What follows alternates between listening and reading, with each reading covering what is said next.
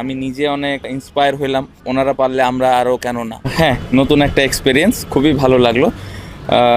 ভালো লাগলো বলতে একটু ইমোশনাল ছিলাম, to be very honest, specially যখন চেয়ারে বসে একটু ব্যাটিং করলাম। বাট যতটুকু সময় কাটিয়েছি ভালো সময়। আগে কখনো এভাবে খেলেছেন কিনা? না না, আল্লাহর কাছে অশেষ রহমত, সুস্থ আছি। সো এইভাবে খেলার সুযোগ হয়নি। সো আল্লাহর কাছে লাখ লাখ শুক্রিয়া যে আমি সুস্থভাবে ভালোভাবে খেলতে পারি। নিজে তো ব্যাটিং করলেন, আসলে কতটা ডিফিকাল্ট এভাবে বসে ব্যাটিং করা?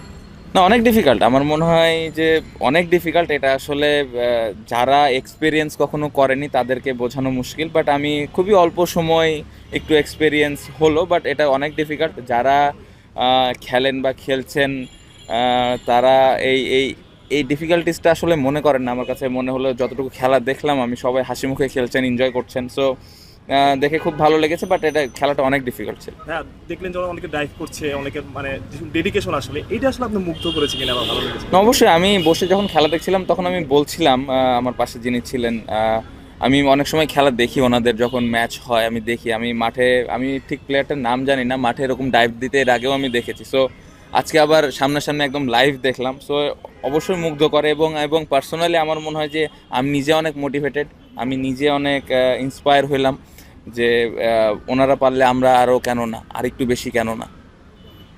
তাদের গ্রহণযোগ্যতাটা আরেকটু বেটার হবে কিনা? না, অবশ্যই আমার কাছে মনে হয় যে দেখেন, প্রত্যেকটা মানুষের সমান অপরচুনিটি পাওয়াটা খুব ইম্পর্টেন্ট। কারণ শুধু বাংলাদেশে না, আমার মনে হয় পুরো পৃথিবী জুড়ে যদি আমরা সবাই মিলে যদি হেল্প করে একজন আরেকজনকে, তাহলে কিন্তু আমাদের পুরো পৃথিবীটা সুন্দর হবে। সো আমি আশা করব যে সামনে যারা এই দায়িত্বে আছেন, ইভেন সাধারণ মানুষ যারাই যে জায়গা থেকে পারেন, পাশে থাকাটা খুব ইম্পর্টেন্ট। সেটা অনেক কিছু দিয়ে যে করতে হবে তা না, বাট আমার কাছে মনে হয় যে পাশে থাকাটা খুব ইম্পর্টেন্ট। এবং আমি বিশ্বাস করি যে সবার সমান অপরচুনিটিটা পাওয়া আর পাওয়ার যোগ্য সবাই। শান্ত ভাই, আপনারা নাইট রানার চাপায় নবাবগঞ্জ বাড়ি, আপনার বাসায় রাজশাহীতে। তো এই যে তার বেড়ে ওঠা, কালকে বোলিংটা কেমন এক্সাইটিং ছিল, আর তার বেড়ে ওঠাটা আপনি কিভাবে দেখছেন? ভাইয়া, এই ম্যাচ নিয়ে কথা বলি, এখানকার বিষয়। Thank you. বলছিলাম যে সমান সুযোগ সুবিধা, কিন্তু বিসিবি যদি তাদের উপরে আরেকটু যদি সুযোগ সুবিধা যদি একটু বাড়ানোর ব্যাপার যদি থাকতো, সেক্ষেত্রে কি তারা এই বিষয়ে আসলে আমার কমেন্ট করাটা যৌক্তিক মনে হবে না। আমার মনে হয় যে আমার জায়গা থেকে আমি যতটুকু পারবো, আপনার জায়গা থেকে আপনি যতটুকু পারবেন। আমি যেটা বললাম, ইটস নট অ্যাবাউট যে আপনাকে অনেক কিছু দিয়ে করতে হবে।